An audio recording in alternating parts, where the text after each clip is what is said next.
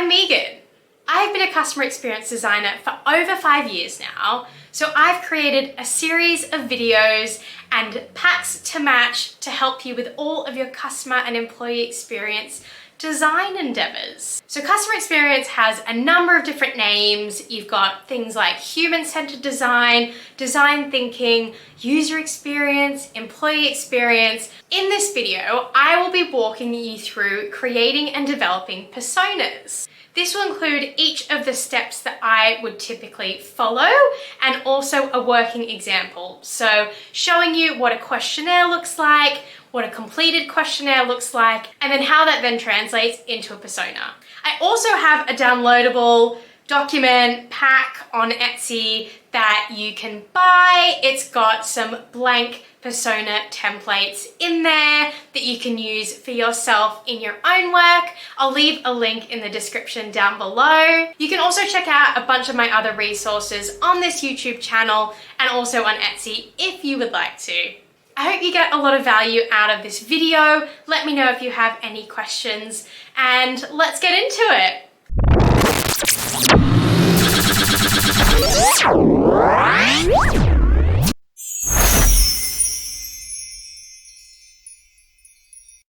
So what are personas and why would you create them? So personas are a way of presenting different groups of people so that the information is more digestible for the end user. This also helps to humanize people rather than just taking a bunch of data and insights and rattling them off. So with personas, you really want to be telling a story. From a human-centered design lens, personas are created to show the people that you're actually developing or designing a process for. As I said, personas help you to tell a story and also to place yourself in another person's shoes. Through interviews and focus groups, you'll be able to start to see patterns and themes and see how people could be grouped together in different personas. You'll then use a template to verbally and visually present this information in a persona. You can then look back at your personas when you're designing a new process or product and see if what you're creating actually meets the needs and the requirements of the people you're designing it for, so of your personas. I've created all sorts of personas, from the way people are living their lives, from internal employees to external customers. I've done all different types. So I feel like I'm in a good place to be able to speak about it and to teach you what I know. I love personas as a way of presenting information and making it much easier to take in. There's different points in my career where I've gotten things over the line because I can show it's actually meeting the needs of someone that we're designing for. All right, so without further ado, let's jump in to each of the steps you should follow to create and develop your own personas.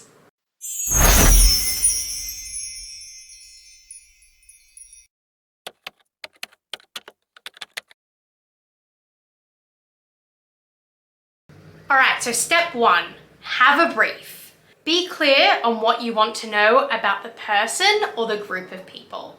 Who is this for? If someone provided you with a brief, what is going to happen with these personas? Are they going to be shown internally? Are they going to be up on billboards around the city? What is happening with these personas? What is this for? Is this for a new project? Is this for a process? Is this because we're looking at making changes to something? What is the purpose? All of these things will inform your questionnaire. Finally, what is your timeline? Do you have a due date to get this work done?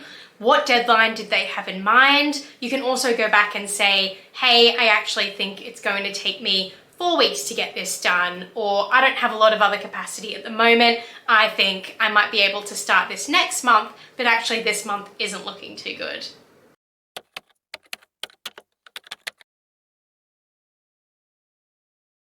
Step 2, create your questionnaire. So based off of your brief, you should be able to put together a questionnaire that you want to take in your one-to-one interviews.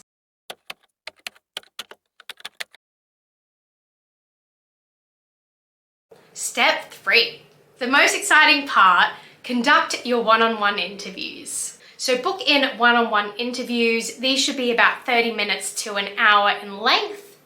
You should book about 3 interviews with each of the types of people or the groups you want to know about. So for example, if you're trying to find about different corporate employees, you might book time with 3 accountants. You might book time with 3 personal assistants. 1 person makes it very hard to find a pattern. Obviously, there's not a pattern with just 1, but when you get 3 or more, it makes it quite easy to start seeing some themes and patterns emerge. Finally, run through the questionnaire and make notes during each interview. You can do this in a number of ways. If your interview is online, you might want to ask, hey, can I record this session just so I don't miss anything? And if you see me looking down, it's because I'll be typing notes as we go. If you're doing this interview face-to-face, there are different apps you can download on your phone that will take what someone is saying and transcribe the notes. You also could just make notes with pen and paper. I wouldn't recommend making notes on your laptop if it is an in-person interview, because it can be a little off-putting when you can see someone typing notes about you in front of you.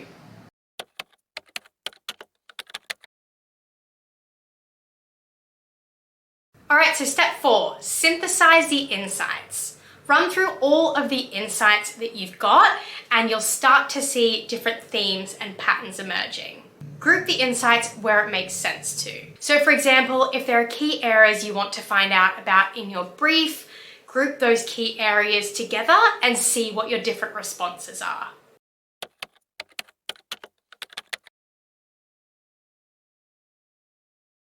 All right, final step, create your personas. So you want to create a persona template, highlighting the key themes that came out of each section. Within each theme, add the details and the patterns that you found. Use the same template to create as many different personas as is relevant.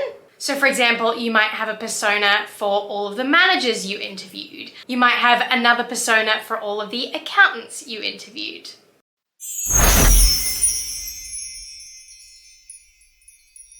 All right, so now I'm going to jump into a working example to show you how you can actually apply this in practice. So here we have our brief.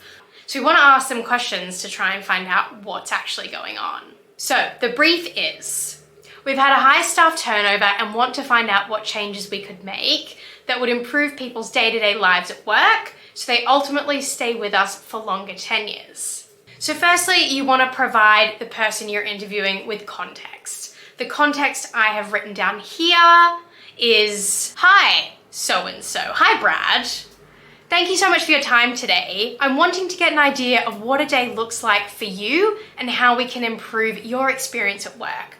There are absolutely no wrong answers. All of your feedback is anonymous, so please feel free to be as brutally honest as you want. You want to set the scene, but you also want to make the person you're interviewing feel safe to volunteer truthful information, because the more truthful the information, the more helpful it will actually be in designing your personas and looking at what someone's challenges are, looking at what someone's needs are, and how you can design or change a process for them.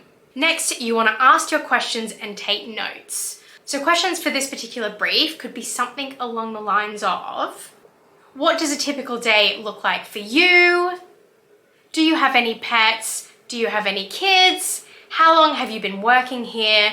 What is your current role? What do you think of your current role? How would your colleagues describe you? What challenges do you face at work? What systems do you use to get your work done every day? How do you find the systems you use and what motivates you at work?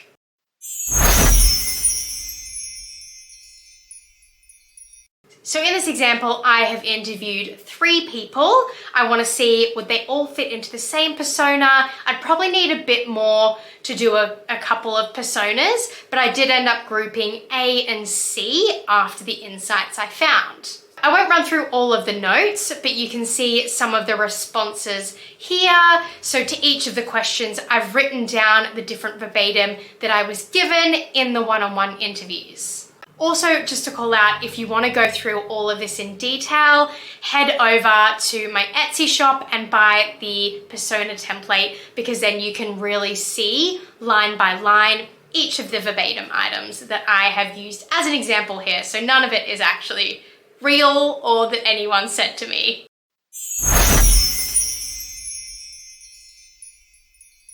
All right, so here is an example of the persona I created based off of interviews A and C. So what I did was run through them, synthesize all of the insights, and see where themes and patterns were emerging. All right, so I've zoomed into the top half of my persona.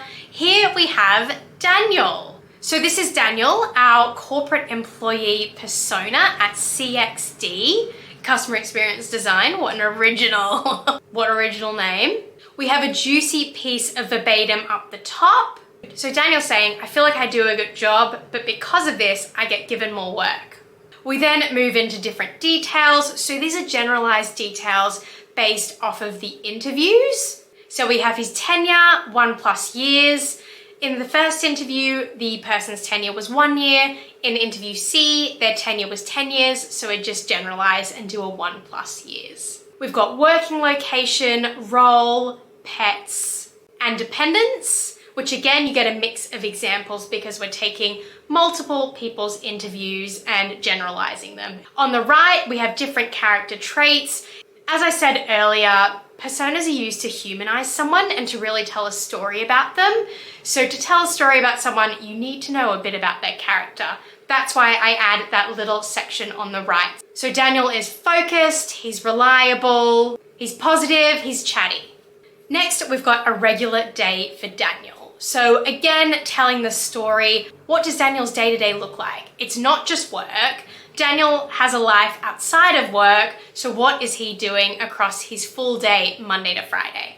Or if he works on the weekend, what is he doing when he's not working, when he comes to work, finishes his shift, and goes home?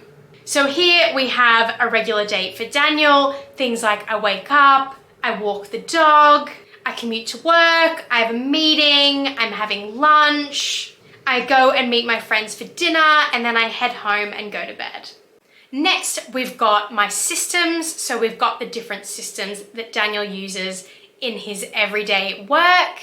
We then move on to my system issues. So you might have a project at work where they're trying to redesign a system by creating personas and asking people, hey, how do you find your systems? You can also find out things like, well, these are the challenges that my systems give me, so you know what to solve for in what you're designing.